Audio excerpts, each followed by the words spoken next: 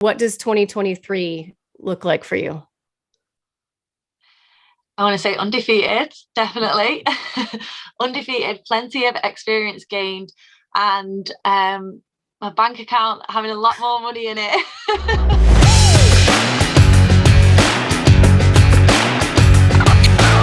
Hey everybody, Laura Sanko here, and I am so excited because today I am joined by one of the biggest rising prospects coming out of the UK. Dangerous Dakota Ditcheva is joining us today. She is undefeated. She is a finisher among finishers, and she's coming off a fantastic win her last time out in PFL. I'm so excited to get to chat with you, Dakota. Thank you so much for taking a second. How's your day going? Oh, it's really well, thank you, and thanks for having me on. I'm excited.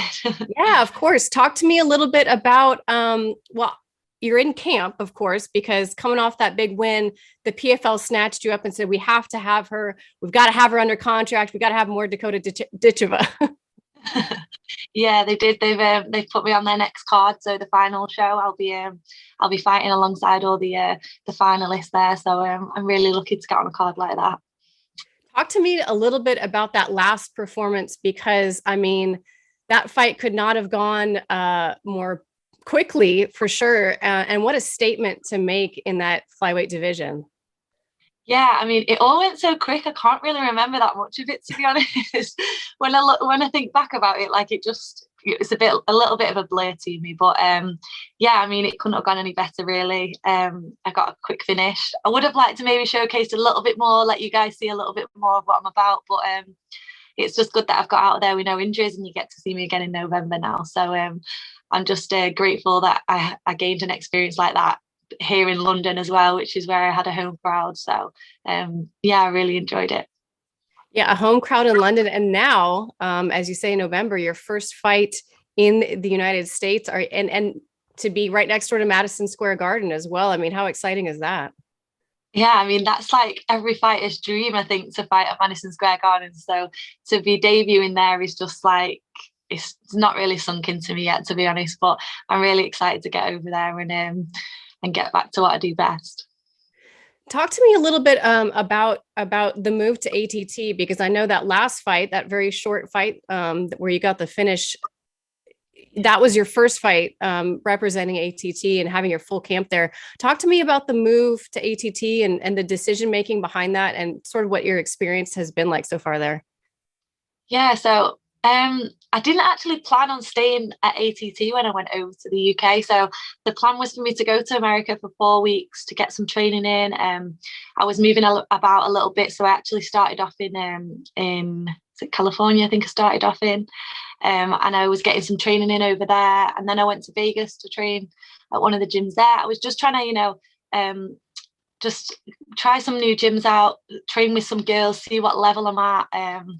And then my last stop was ATT, and I kind of just fell in love with every part of Florida and the gym and the people in there and the athletes that I was training with. So I actually ended up extending my trip and staying for my full camp, and then obviously representing American Top Team, which was, I mean, it's not something every fighter gets to do. So I was really lucky to go over there, and Conan took me under his wing and coached me. So yeah, it's kind of the start of a new journey now with American Top Team, and it's a really exciting time for me as well. Like, feel like signing with the PFL and then making that move to ATT kind of all fell together at the right time. So I'm just trying to see it as something really exciting now and the start of something really big.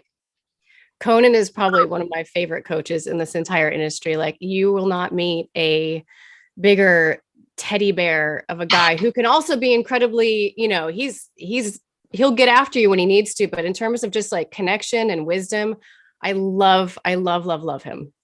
Yeah, definitely. And I think that's one of the main things for me, is that I've always had that like coach role where they really look after me in all aspects. So like being my mum, being my coach, and my brother, it's kind of an important thing that I search for when I move to new gyms, is like that connection with my coach that I really trust. And I feel like I can sometimes leave them to make decisions for me because I trust them that much. And even the short space of time that I had to meet Conan over there and train with him, I felt like I could really rely on him a lot, and I got that instant connection. So I'm excited, and everyone speaks so highly of him like you did then. So I definitely feel like I'm the right decision. Yeah, he's a wonderful person and a wonderful coach. And I mean, not only that, the room at ATT, I mean, I could spend 5 minutes listing the number of high level fighters, down there, but I'm sure, I'm sure there's a part of you that, when you first day on the mat, it has to be, I don't want to say over intimidating because, you know what you're about and you know your level of skill set, but to see all of these huge names just there training alongside you. I mean, who have you had a chance to work with and what's that been like?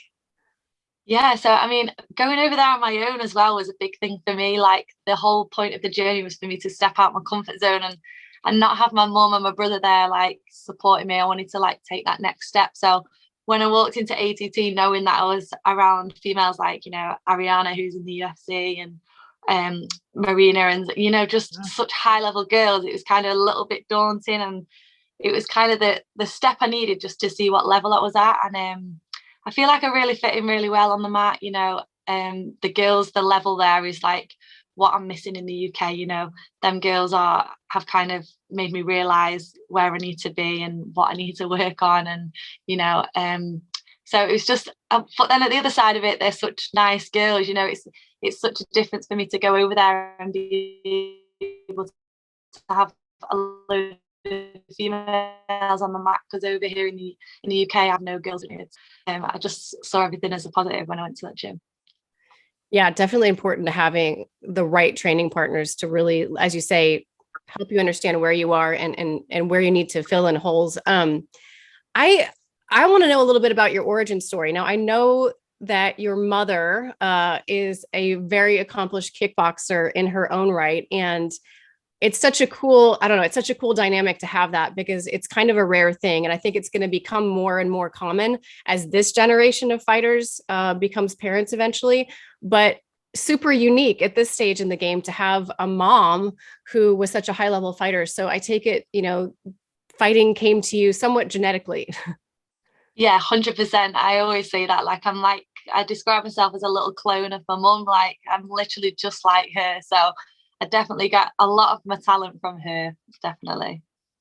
What was that like? I mean, I'm sure you don't know any different, but I'm sure at one point there was a moment where maybe you were talking with a friend or something about what your childhood was like and what your activities were like as a little kid. And then, she's over here talking about, well, I was, dolls and teacups or whatever. You're like, oh, I was in a gym watching my mom punch people, like when did it sort of sink into you that you were leading this very, on this very unique path, I guess I'll say?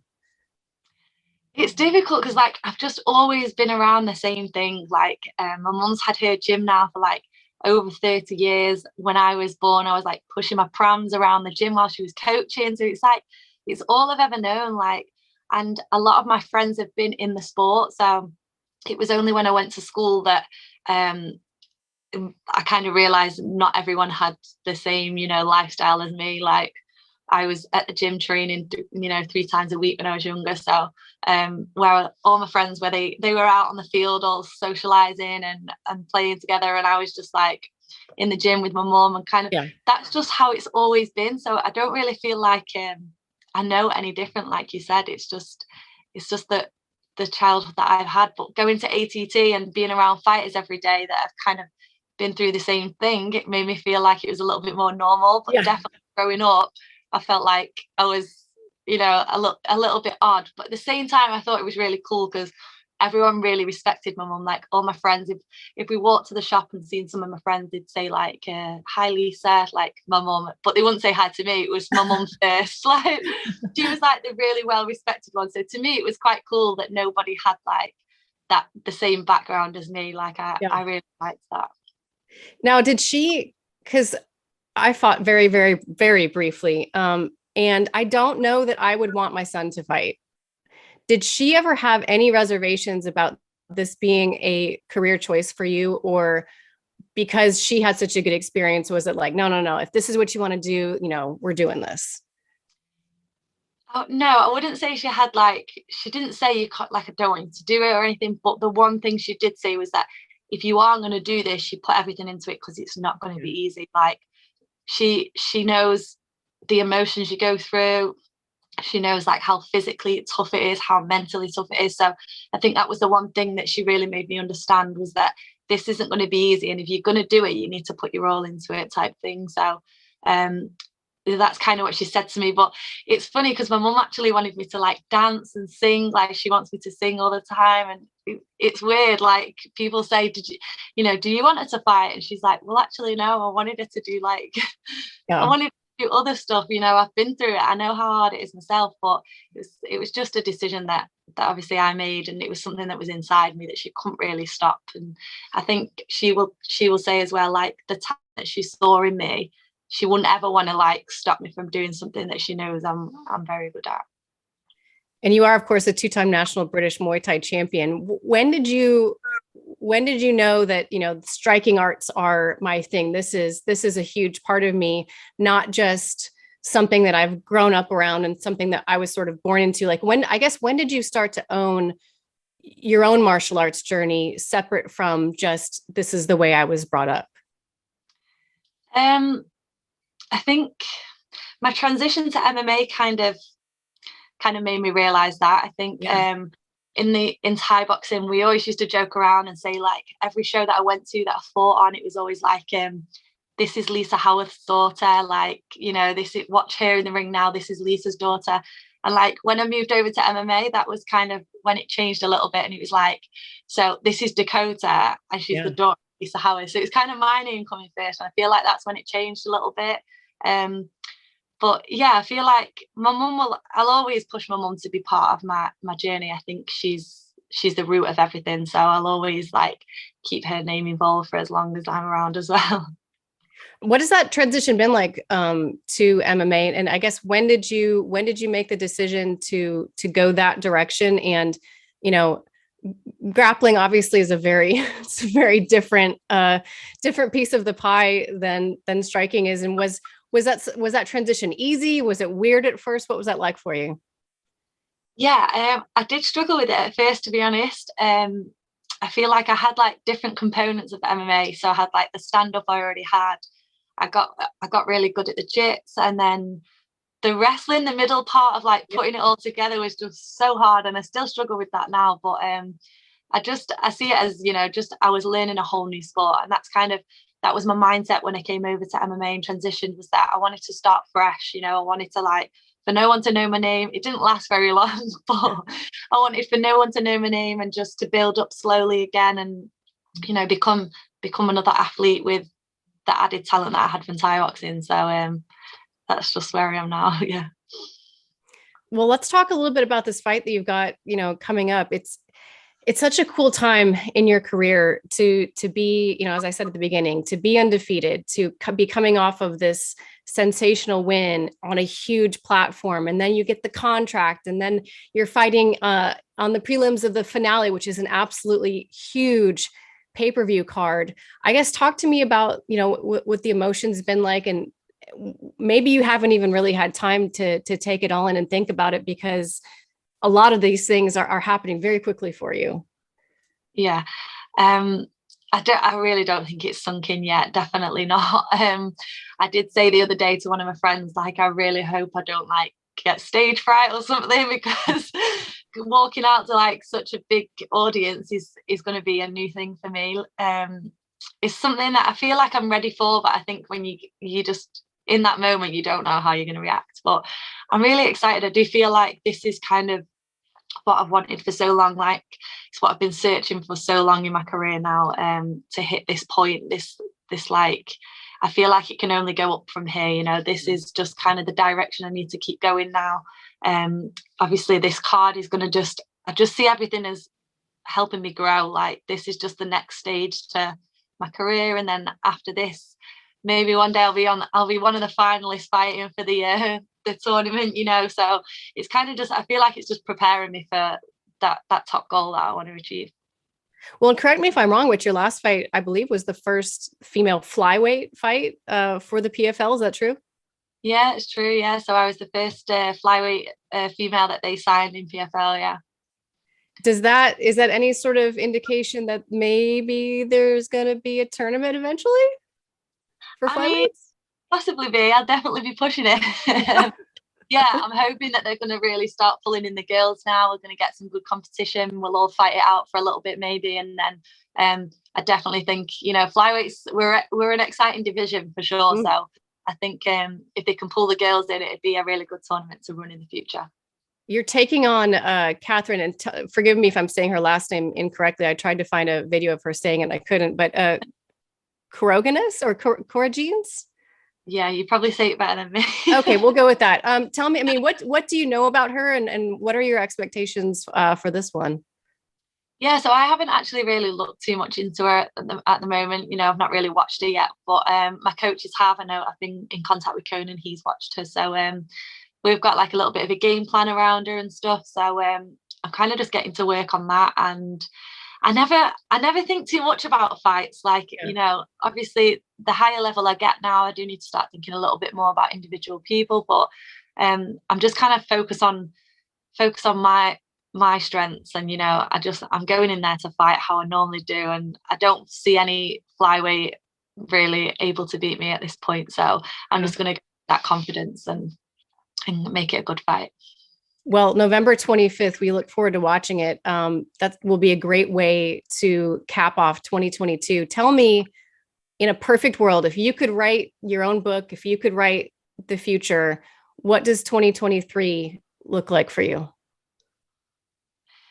I want to say undefeated, definitely. Undefeated, plenty of experience gained, and my bank account having a lot more money in it. I like that. I like that. I like that. How many times do you think you might look to fight in 2023, if possible, if it was up to you? Yeah, so I definitely want to be out 3 times next year at least. Hopefully, obviously, we don't get paid overtime, so I'm going to go in there looking for finishes and stay as active as possible. I just want to be able to showcase my talents and my skills for PFL and everyone watching. And I understand you're coming to Florida pretty soon to start camp. I am, yeah. I'm just in the process of collecting my visa. Actually, I'll be going to London tomorrow, so I'll be over there as soon as possible. All right, exciting times. We're looking forward to having you in the States, and I'm very excited to watch this fight and to see what 2023 holds for you. I think the future is very, very bright, and I know that all of the UK and hopefully now the US will get on board, and we'll start to know who Dakota Ditcheva is.